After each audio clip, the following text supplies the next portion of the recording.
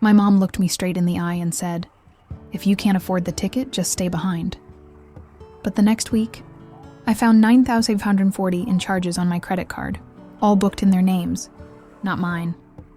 Hey guys, quick favor before we start. My channel is brand new, so hit subscribe and help me reach 1,000 fast.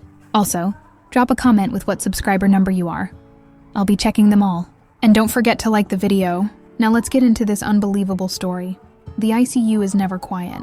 Even on a slow day, there's the constant rhythm of monitors, the shuffle of nurses' shoes, the occasional beeping alarms that spike your adrenaline. After 12 hours on shift, exhaustion feels like a second skin. I had just finished charting a patient's vitals when my phone buzzed against the counter. At first, I thought it was another reminder from my scheduling app, but the screen lit up with a message that made my stomach lurch. Fraud alert, 7,250. Unauthorized charge.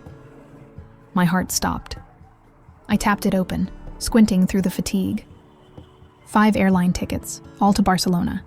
5 names filled the screen like a cruel joke. Robert Hayes, Linda Hayes, Megan Hayes, Jason Hayes, and Olivia. Jason's college girlfriend, my parents, my younger brother, his girlfriend, and my sister. My name was nowhere on the list.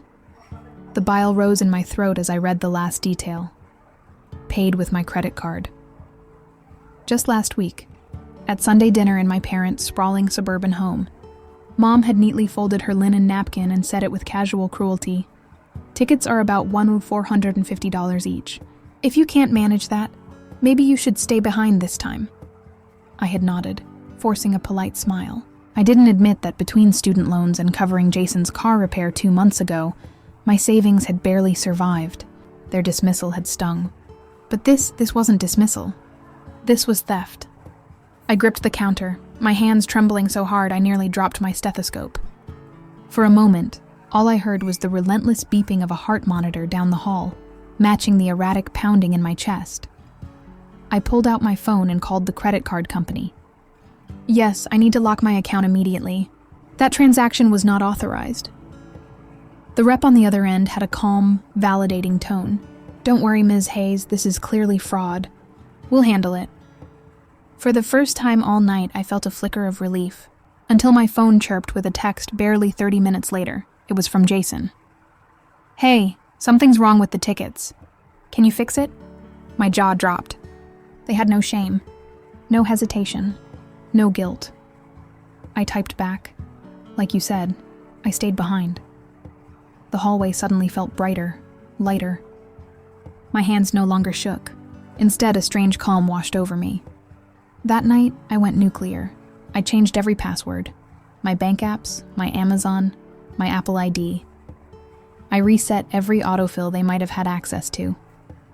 They weren't getting another cent out of me, but my phone wouldn't stop vibrating. Missed calls, voicemails, texts piling up. Mom, Dad, Jason, Megan, even Olivia. What's wrong with you? Dad barked in one voicemail. You're about to ruin the trip for everyone. By the end of my shift, I had 17 missed calls, 9 voicemails, and 32 texts. I deleted them all without listening. Each tap of my finger felt like cutting a string that had tied me to them for years. But I knew my family. This wasn't over. They'd escalate. They'd twist the story until I was the villain. I'd be the ungrateful nurse who didn't understand what family means. For once, I didn't care. I drove home in silence. No voices in my head reminding me what I supposedly owed them. Just the hum of my car and the promise of one night of peace. 3 days passed. I ignored every call, every text. I worked extra shifts, buried myself in patient care, and pretended the storm outside my phone didn't exist. Then the call from the bank came. Ms. Hayes, the fraud investigator said, his voice serious. We've completed our preliminary review of the airline charges. There's something you should know. I sat on my couch, gripping the phone with both hands. What did you find? The authorized user who made those purchases. It was Jason Hayes. My chest tightened. That's impossible. I removed him as an authorized user 2 years ago when he got married. According to our records, the account was reactivated 4 months ago using your login credentials. The room tilted. My baby brother hadn't just impulsively stolen from me. He had planned this. 4 months of deliberate deception. And Ms. Hayes, the investigator added gently, we've tracked a pattern of smaller charges, electronics, restaurants, sporting goods, dating back to the reactivation. My mind spun with memories, the emergency loans, the Christmas gifts I couldn't afford, covering Dad's medical bills last year, a slideshow of sacrifice. It all added up. The total unauthorized charges come to $90,140, he said finally. I closed my eyes. 12 years of being their safety net. 12 years of saying yes while they took and took and took. And it ended like this. I drew a slow, steady breath. Thank you. I want to pursue this to the fullest extent. He promised to send me an official report by email. As soon as I hung up, Mom's name flashed across my screen. Another call, another chance to twist it all. I put her on speaker and stared out at the rain streaking down my window. Rebecca, this has gone on long enough, she snapped. Your father and I have been trying to reach you for days. I didn't flinch. I've been busy. The rain outside blurred the streetlights into broken halos. My mother's voice cut through them like glass. Too busy to care about your family? Mom's voice, sharp as a scalpel, sliced through the line. You're sabotaging this family. Do you understand that? After everything we've done for you? I let out a hollow laugh, the kind that doesn't sound like humor at all. You mean after everything I've done for you? There was a pause, then the unmistakable sound of her scoff. You wouldn't even be where you are without us. Who helped with your tuition? Who co-signed your first car loan? Who let you live rent-free while you found your footing after nursing school? Every word landed like a strike. A carefully rehearsed litany meant to remind me of my place. Indebted, forever. Mom, I said slowly, steadying my tone. Basic parenting isn't a loan. It's called responsibility, she gasped like I had cursed her. Don't you dare speak to me like that. You've become arrogant. That hospital job has filled your head with nonsense. I glanced at the clock. Almost midnight. My scrub still smelled like antiseptic and sweat. I hadn't even showered. Yet here I was, defending myself against the people who were supposed to love me unconditionally. Dad's voice entered the call suddenly, gruff, commanding. Rebecca, just pay for the tickets. Your brother can't afford to. Neither can we right now. You're the only one doing well. I closed my eyes, exhaustion rolling over me in waves. So that's it. You don't want me to be part of the trip. You want me to fund it. The silence on the other end was louder than any shouting. Finally, Jason chimed in, his tone defensive, almost childlike. You make more money than all of us. Why is it such a big deal? I clenched my jaw so tightly it hurt. Because it's my money. Because you stole it. Because you thought I wouldn't notice. His voice cracked into a whine. You weren't supposed to cancel the tickets. Now Olivia's furious. We had plans. I laughed bitterly. Oh, I'm so sorry my ruined credit card ruined your European vacation with your girlfriend. Mom snapped again. That's enough, Rebecca. You're embarrassing yourself. Family helps each other. Always. No, I said coldly. Family doesn't steal. Family doesn't use. The line went dead. For the next week, I tried to focus on my patients, tried to remind myself that their lives depended on my steadiness, not the chaos gnawing at my insides. But it was impossible to drown it out completely. Every break, every car ride home, I drafted mental versions of what I should have said. Every text from an unknown number sent my pulse spiking, wondering if it was another family ambush. And then the envelope came, a thick, cream-colored envelope with my parents' return address, neatly scripted in Mom's perfect handwriting. My stomach sank as I tore it open. Inside was not an apology, not a check, not even a letter. It was an invoice, handwritten with bullet points. Dance lessons. 4,200 college applications, 1,800 car insurance, ages 16-18, 2,100 food and housing after graduation. 3,500 total, Tom. 11,608 the bottom, in Mom's neat cursive. We've kept track all these years. Time to pay it back. Family means balance. I sat on my couch, the paper trembling in my hands, until the words blurred together. An invoice. They had actually billed me for being their daughter. I don't know how long I sat there before the tears came. Not the hot, angry kind, the quiet, suffocating kind, the kind that leaves you gasping. When my sobs finally subsided, Something inside me clicked. If they wanted an invoice, I'd give them one. The next evening, after my shift, I sat down at my desk.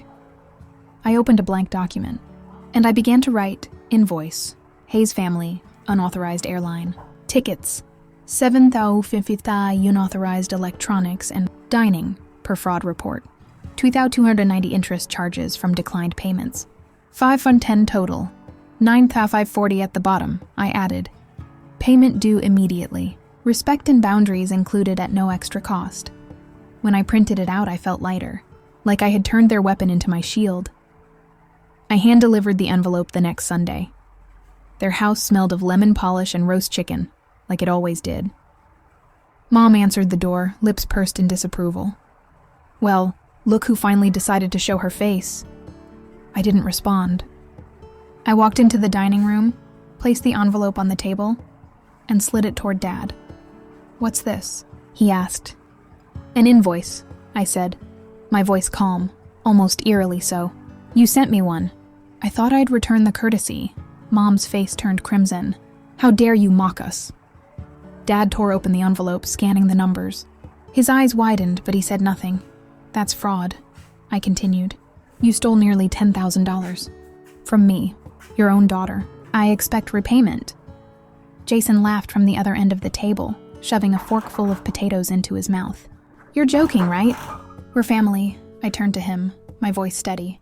Exactly, and family respects each other. Family doesn't lie. Family doesn't break the law. The room fell silent. The only sound was the clink of Jason's fork against his plate. Finally, Dad sighed. Rebecca, be reasonable. We'll figure something out, just don't blow this out of proportion. I leaned forward, meeting his eyes.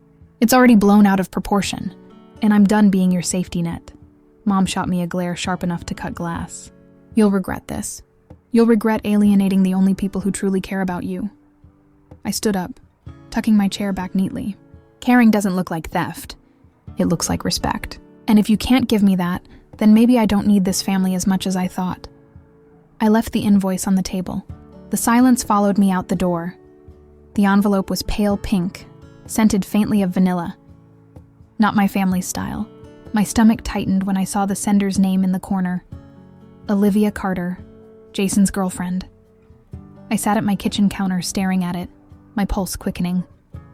Why would Olivia be writing to me? Finally, with trembling fingers, I tore it open. Inside was a handwritten letter, several pages long, the cursive uneven as though written in haste.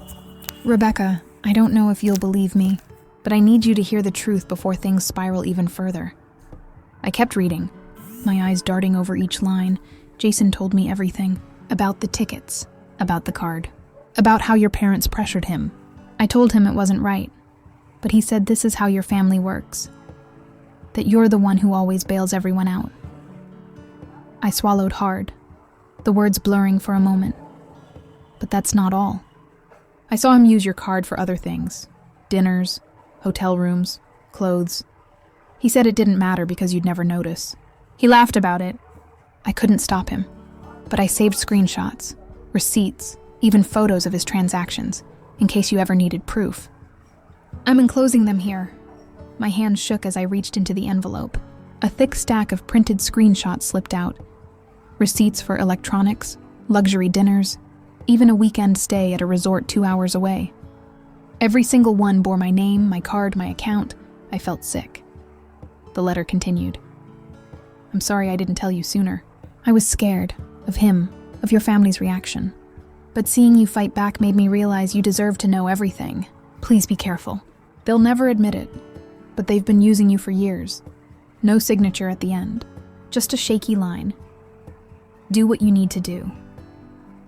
I spent the next hour pacing my apartment, clutching the papers until they crumpled in my fists. It wasn't just the money, it was the betrayal, the casual cruelty of it all. Jason hadn't just stolen from me, he had bragged about it. He had made me into a joke. I wanted to scream, to drive straight to my parents' house and throw the evidence in their faces. But instead, I forced myself to sit down and breathe. Years in the ICU had trained me to think under pressure, to move with precision when chaos threatened to swallow everything. And right now, I needed that same clarity. So I made a plan. The next day, I took the documents, my invoice, my bank statements, and now Olivia's evidence, and brought them to Dr. Lang, a physician I worked with who had become a trusted mentor. He skimmed through the papers, eyebrows climbing higher with each page. Finally, he set them down, rubbing his temples. "Rebecca, this isn't just family drama. This is fraud. Felony-level fraud." "I know," I whispered. He leaned forward. "You have every right to pursue this legally. But I can see it in your eyes. You're not just angry. You're heartbroken. And that makes it dangerous, because you might let them walk all over you again." The truth of his words stung. "I don't want to destroy my family," I admitted. "I just want them to see what they've done." To acknowledge it, Dr. Lang's expression softened. "Then document everything. Paper trails don't lie, and whatever you decide, don't let guilt stop you from protecting yourself." I nodded, clutching the stack of papers to my chest like armor. That night, as I tried to sleep, my phone buzzed relentlessly. Missed calls, voicemails, texts, Mom. "How dare you humiliate us with that invoice? Do you want to tear this family apart? Dad, we can talk this out. Don't escalate things. Jason. I don't know what Olivia told you, but she's lying. Don't trust her." And then Reagan, my younger sister, chimed in with her specialty. Guilt. "Becky, you're ruining everything. We've always been there for you. Why can't you just help us this one time?" I stared at the screen, the ache in my chest deepening. They weren't sorry. Not one of them. They were only sorry they'd been caught. The following weekend, I met Olivia in person. We chose a quiet cafe downtown, away from familiar eyes. She looked pale, anxious, but determined. "I had to do this," she said, sliding her phone across the table. "There's more. Text between me and Jason. He literally says, 'Don't worry, Rebecca never checks her statements. She'll never notice.'" My stomach flipped. I scrolled through the messages, my pulse hammering. He had treated me like a walking ATM, and my parents had cheered him on. "Why are you helping me?" I asked finally, my voice barely above a whisper. Olivia's eyes filled with tears. "Because I see what they've done to you. And because I don't want to spend my life with someone who thinks this is normal." "You're not crazy, Rebecca. You're the only sane one in this mess." Something inside me cracked open. For the first time in weeks, I didn't feel alone. By Monday, I had assembled everything into a binder. Invoices, statements, screenshots, text messages. A timeline of 8 years of financial manipulation. And when I flipped through the pages, I realized something chilling. It wasn't just Jason. It wasn't just Mom and Dad. It was all of them. Reagan's car insurance, emergencies. Dad's property tax, shortfall. Mom's accidental use of my card for online shopping. Piece by piece, it formed a picture I couldn't deny. They hadn't leaned on me out of desperation. They had built a system where my paycheck was the safety net, where my boundaries didn't exist, where my value wasn't as a daughter, but as a provider. And for the first time in my life, I didn't just feel betrayed, I felt furious. The first call came from Aunt Lydia. I hadn't spoken to her in months, maybe years. Her voice trembled through the phone. "Rebecca, I just wanted to say, I'm sorry. I should have stepped in a long time ago." I froze. "Stepped in? What do you mean?" She sighed, the kind of sigh that carried decades of family secrets. "Your father, Jason, they've borrowed from me too. Always with promises, always with guilt. I never saw how much they leaned on you until now. When your invoice circulated through the family chat, I realized this wasn't a one-time mistake. It's a pattern they've perfected." Her words hit me like ice water. My family's manipulation wasn't just aimed at me, it was systemic. 2 days later, Uncle Henry called. His tone was blunt, almost military. "I looked at the numbers you sent. Smart move. They've been treating you like a cash cow for years. About time someone shut the farm down." I laughed bitterly, even as tears stung my eyes. "You're not angry at me?" "Angry? Rebecca, I'm relieved. Somebody finally had the courage to say out loud what the rest of us only whispered. Your grandfather would have been proud." The words landed in my chest like a stone, heavy but grounding. At the hospital, the chaos of patient care was strangely comforting. A code blue was straightforward compared to the unraveling mess of my personal life. But even there, the whispers followed me. One morning, as I grabbed coffee at the nurse's station, Dr. Lang leaned in. "Your brother's been busy," he said softly. "What now?" I muttered, bracing myself. "He's telling people you doctored the records, that you faked everything to make him look bad." I almost laughed. "Of course he is." Dr. Lang raised an eyebrow. It backfired. His ex-girlfriend, Olivia, shared even more proof. Screenshots, bank transfers. She dropped it all in the family chat. For a moment, I couldn't breathe. Olivia had gone public. She'd detonated the bomb I'd been carefully holding. The fallout came fast. Cousin Emily messaged me. "I always wondered how Jason paid for all those vacations. Now I know." Uncle David's text nearly made me cry. About time someone stood up to them. "You're not alone anymore." But with support came anger. Mom's voicemails were frantic, each more desperate than the last. "Rebecca, how could you do this to us? You've embarrassed this family. You've embarrassed me." Dad tried reason, as always. "Let's not escalate this further. We can settle privately. And Jason? Jason sent a single text that chilled me to the bone. You're going to regret this." That night, I sat on my balcony with Olivia's folder of evidence spread out on the table. Receipts, statements, texts, cold, undeniable proof. I thought I'd feel victorious. Instead, I felt hollow, because every page wasn't just money lost. It was trust lost, love twisted, family redefined. And yet, beneath the ache, something else was stirring. A quiet flame. Power. For years, I had been the dutiful daughter, the reliable sister, the financial safety net. Now, I was the one holding the receipts. The next week brought more cracks in the foundation. Aunt Martha, who oversaw the family trust, called me directly. "I've frozen Jason's access to the accounts pending review," she said firmly. "What you sent me explains the discrepancies I've been seeing." I nearly dropped the phone. Jason's theft hadn't just bled me dry. It had bled the trust too. Money meant for the whole family, and then, the unthinkable. A call from HR at Dad's old accounting firm. "Ms. Hayes," the woman said crisply, "we're conducting an internal review of historical expense reports your father submitted. Your recent disclosures have raised questions." My hand went cold around the phone. "You think my dad?" She cut me off gently. "We just need context. Would you be willing to answer a few questions?" I agreed. I told them only what I knew. No embellishments, no defenses, just facts. When I hung up, I felt like I was going to be sick. My own father, the man who taught me to ride a bike, who clapped the loudest at my nursing school graduation. Was he part of this web too? The online war escalated by Thursday. Reagan, my younger sister, launched a social media campaign. Her first post was vague. "Betrayal cuts deepest from those you love most." The next day, "When family turns against you, where do you go?" By Saturday, she was crying on camera. "We don't know how we're going to afford our anniversary trip now. Rebecca destroyed everything. Please keep us in your prayers." The comments were mixed. Some offered sympathy. Others weren't so kind. "Sounds like you were living off your sister. Maybe get a job?" For once, the narrative wasn't bending their way. The following Sunday, my phone lit up with a text from Mom. "We need to resolve this once and for all." Dinner, 5 p.m. "Your father and I will cook." I stared at it for a long time, my pulse pounding. Resolve this. Like I was the problem. Like my evidence was just a tantrum.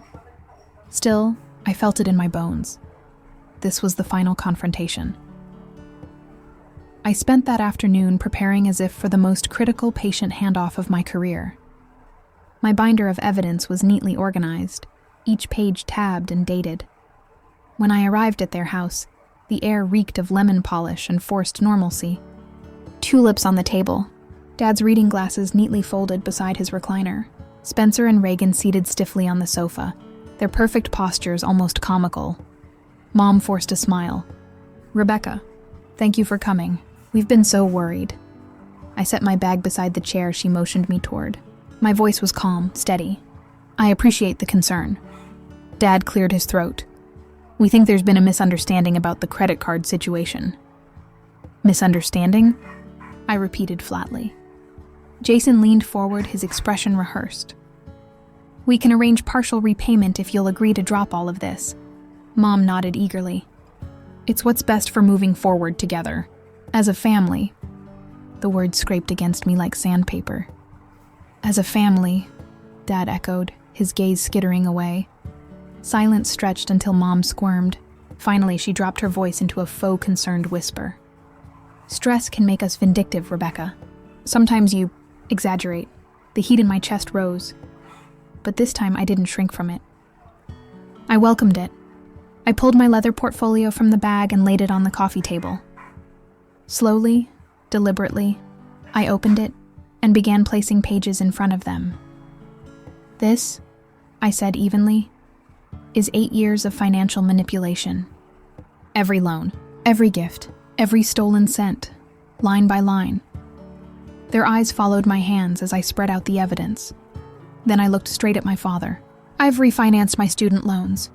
I've signed a lease on a new apartment, one you don't have keys to. This stops now." Spencer's jaw clenched. Reagan looked away. Mom's face went pale.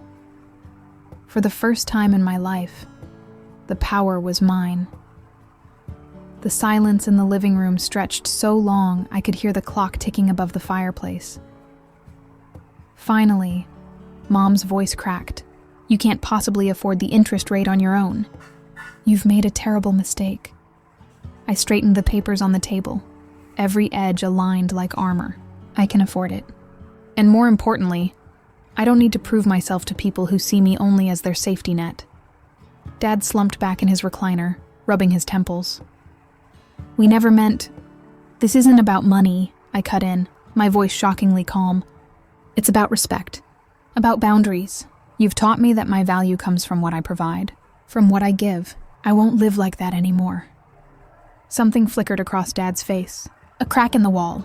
We've taken advantage of you," he admitted quietly. "For years." Mom shot him a warning glance, but he didn't look away from me. I stood. My hand dipped into my pocket, pulling out the set of keys they'd always insisted on keeping, just in case. The metal was cold in my palm as I set them down on the entryway table. Mom's voice sharpened. "What are you doing?" "Setting boundaries," I said simply. Her eyes filled with tears. "After everything we've done for you, the dance lessons, the application fees, the sacrifices, that's the problem," I interrupted. "You think basic parental support was a loan, one I have to repay forever." The silence that followed was electric. Spencer was the first to break it. His voice shook. "I used your card without permission." He looked down, ashamed. "Not just for the tickets. For months. I knew your Amazon password. I set up autofill with your card info." Reagan's composure collapsed. She wiped at her mascara-smudged cheeks. "I knew about it. I went along with it." "We both did. That's why the card declined at the airport. We'd already maxed it out." My chest tightened, but I felt strangely steady. "And you?" I asked, turning to Dad. His eyes dropped. He gave a single solemn nod. For a heartbeat, the room swam. All the stolen moments of trust, the small lies, the evasions, condensed into this truth. They had all known. I picked up my portfolio but left the keys behind. "I deserve better than being your ATM." As I reached the door, Dad's voice followed me. "Will we see you again?" My hand tightened on the doorknob. I turned just enough to answer. "That depends. Do you want a daughter? Or a bank account?" The door closed softly behind me. 3 weeks passed in uneasy quiet, until rumors started drifting into the hospital halls. Jason, my brother, was facing potential fraud charges. My credit card wasn't the only one. Other banks had noticed his patterns. Mom and Dad went silent. Their usual weekly calls vanished. The absence was deafening, but not unwelcome. Then, on a rainy Tuesday evening, Dad appeared at the door of my new apartment. His eyes were bloodshot, his posture sagging. He didn't step inside. "I enabled all of it," he said simply. "I should have protected you, not used you." "I'm sorry, Rebecca," I nodded.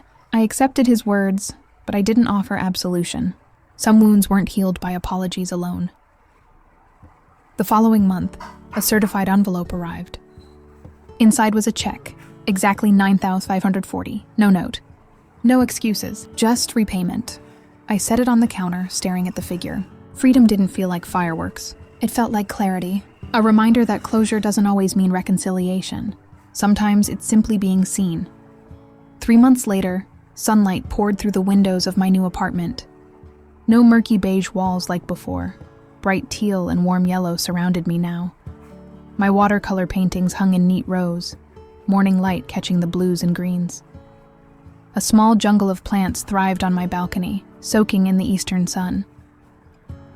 For the first time in years, I wasn't afraid of my phone buzzing.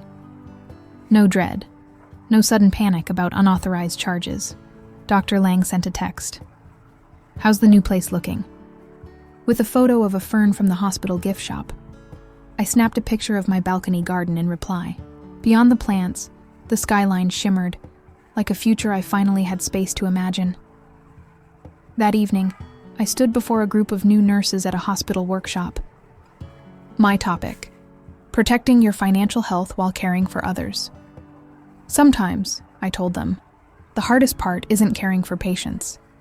It's setting boundaries with people you love, because love shouldn't cost you your peace. Afterward, 3 younger nurses pulled me aside. Each whispered stories about family loans, about guilt, about pressure. I realized I wasn't alone. Maybe I never had been. The check from my parents never went toward rent or bills. Instead, I walked it straight into the hospital foundation office. "I'd like to set up a scholarship," I explained, "for nursing students supporting their families. Because sometimes the caregivers need care too." The woman behind the desk blinked in surprise, then smiled. Walking back to my car, I felt lighter than I had in years. On my dashboard sat 2 things: the acceptance letter for an advanced cardiac certification program, and a brochure for a weekend trip to the Rockies, a suggestion from Jonah, the anesthesiologist I'd been seeing. This time, the future felt wide open. That night, Aunt Lydia came over with a framed gift. Calligraphy, inked over a watercolor wash. "You are not responsible for other people's comfort at the cost of your peace."